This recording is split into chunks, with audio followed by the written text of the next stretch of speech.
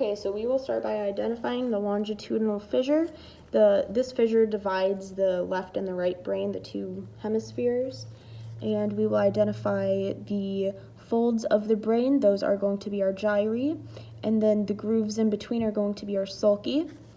I would like to say that the dura mater and the pia mater and the arachnoid mater have already been removed prior to my dissection by the company. The dura mater is this tough connective tissue layer that's going to be on the outside of the brain to protect it. And then the arachnoid mater is going to be the middle of the three layers, and the pia mater is going to be the innermost of the layers.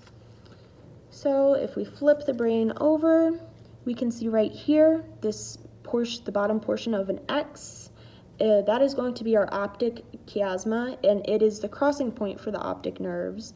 I'd also like to state prior to my dissection, the olfactory bulbs were already removed by the company for some reason, but they would be hanging here and they would look like little flaps, and the olfactory bulbs have cell bodies of neurons that work with the olfactory nerves, so for smell.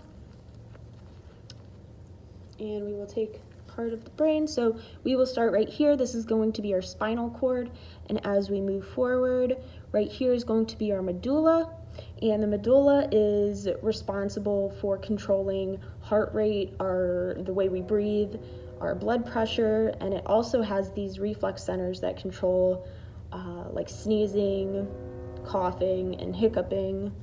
And then as we move even forward, we're going to hit the pons. And the pons has these nerve tracts that connect to the cerebellum, so this is the cerebellum, and with other parts of the brain and the spinal cord.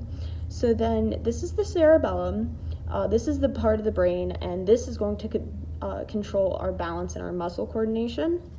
And if we move further on, we will hit the dicephalon. And the dicephalon is going to be this part of the brain that is a part of the hypothalamus.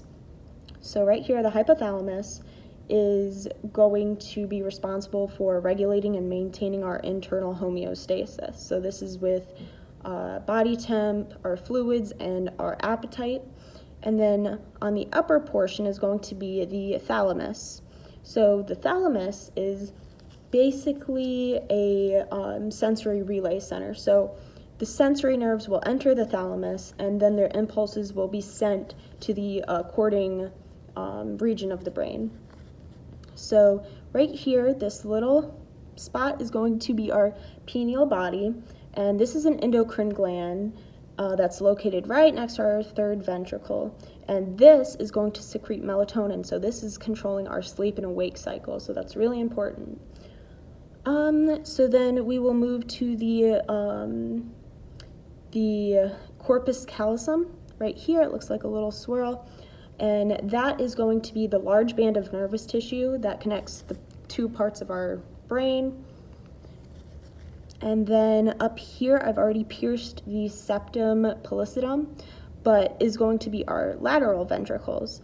And you can't see it, but the hippocampus is also near these ventricles, the lateral ventricles. And the hippocampus is responsible for like our emotional states and making short-term memory into long-term memory.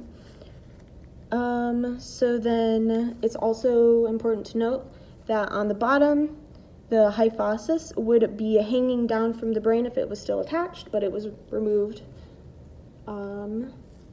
So then, like I said, this is our third ventricle, fourth ventricle. Right here is going to be the cerebral aqueduct, and this channel connects the third ventricle and the fourth ventricle, and it is responsible for containing cerebrospinal fluid.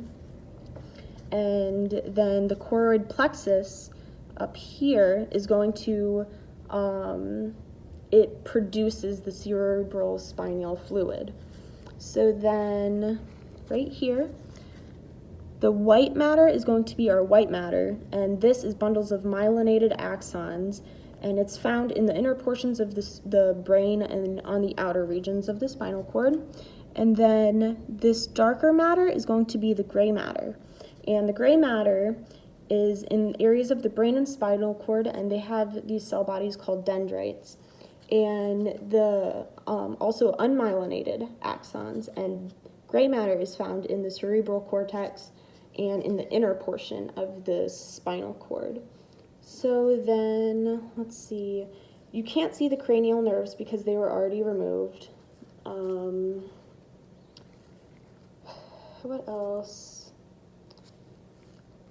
Like I said, the ventricles are filled with that cerebral spinal fluid, and that is going to be it.